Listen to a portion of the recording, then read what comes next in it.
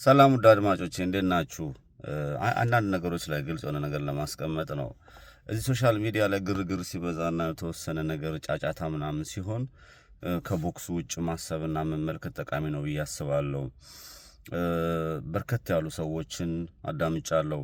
ለምሳሌ የአንዲትን የኢትዮጵያን ሊቀ ጳጳስ ሲሆኑ አቡነ ማትያስን በዛ ደረጃ መሳደብ፣ የተወሰኑ ግለሰቦች እኔ በልጥ የዝሆን ልፊያ ምድር ላይ ያለውን የፖለቲካ አቅጣጫ ለማስቀየስ የሚሰሩ ስራዎች ምናምን በጣም ከፍተኛ የሆነ ሴራ ይሰራል ሶሻል ሚዲያ ላይ። እያንዳንዱን በስሜታዊነት መጓዝ ሳይሆን ከስሜታዊነት ወጣ ብሎ መመልከትና ማየት ተገቢ ነው ብዬ አስባለሁ። በአማራ ፖለቲካ ውስጥ ምድር ላይ ወንድሞቻችን፣ ቤተሰቦቻችን፣ እናቶቻችን፣ እህቶቻችን ገና ህፃናት፣ ለጋ ፍሬ ህፃናት እኛን ሊተኩ የሚችሉ እየተጨፈጨፉ እያለቁ ነው። በተለይ የአማራ ፖለቲከኛ ነን የምንል ሰዎች አንደበታችንን ቆጠብ አድርገን ሌሎቹን ያስከፋሉ። የፖለቲካ ትርፉ ምንድን ነው? እኔ ይህንን ብናገር ምንድን ነው የማገኘው የሚለውን ነገር አስተውለን ብናደርግ ጠቃሚ ምክር ነው ብዬ ነው የማስበውና ያው እሳት አንደበት፣ የማንኛውም ሰው እሳት አንደበት ይተፋል። የአንደበት እሳት ማስተፋት ምንድን ነው ትርጉሙ የሚለውን ነገር ጠንቀን ማየት መቻል አለብን። ከዛ ውጪ አፋሃድና አፋሃባሃ የየራሳቸው ሁለት ልዩነት አላቸው። የወጡለት ዓላማ አንድ ነው። ለህዝባቸው ለወገናችን እንታገላለን ብለው ነው የወጡት። በአደባባይ ዋጋ እየከፈሉ ያሉ ወንድሞች አሉን። በአመራር ደረጃ ሁሉንም በግምገማ ገምግሞ የሚገባቸውን መስጠትና ክብር ማሳየት ወይም ደግሞ ይሄ ስህተት ነው ይሄን እናርሙ ብሎ መናገር ጤነኝነት ነው። የሆነ ግለሰብ አምልኮ ይሄ በጎጠኝነት አስበው ይመጡ በመንደርተኝነት ከኛ ሰፈር ካልነገሰ ከኛ ሰፈር ካልወጣ ከሌኛ ሰፈር አይደለም የሚል የአፋባ አካሄድ ላይ ያለው ክፍተት እስካልተስተካከለ ድረስ ችግር ነው።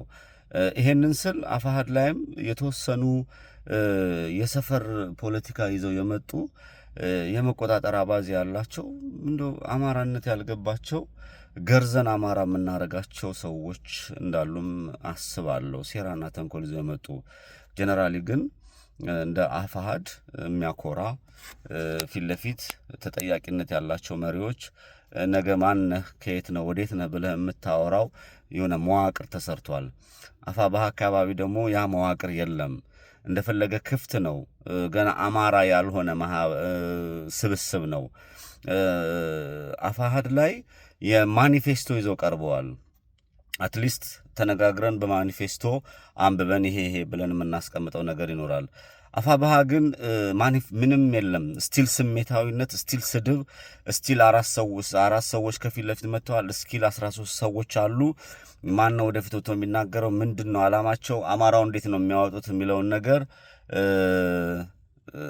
ግልጽ አይደለም። ተኩስ ጃዊሳ በቃ ተኩስ ፋኖ ተኩስ። አሁን ያም ትንሽ ቆንጠት ተደርጎ የሚታሰብበት ሰዓት ነው። ስለዚህ ወረቀት አዘል ነገር ከአፋድ ጋር እኩል ለመሆን ማለት ነው።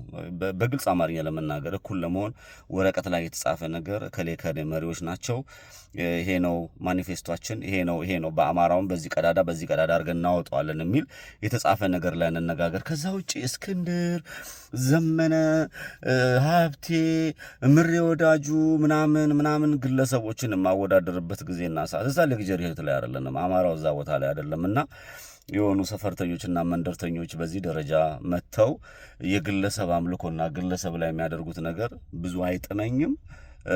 በሐሳብ ላይና በእውነት ላይ መሰረት ያደረገ የተሻለ ፖለቲካ ለማራመድ እዛ ህዝብ ላይ የተደቀነው የሴራ ፖለቲካ፣ አብይ አህመድ የሚሰራውን የሴራ ፖለቲካ፣ እነ ዳንኤል ክብረት የሚሰሩትን የሴራ ፖለቲካ፣ በፋኖች ውስጥ ገብተው በአመራርነት የተቀመጡ የሴራ ፖለቲካ ለመነጠልና ለመምታት ውይይታችን ለህዝባችን የምናስብ ከሆነ ውይይታችን በእውቀትና በእውቀት ላይ መሰረት ያደረገ መሆን መቻል አለበት።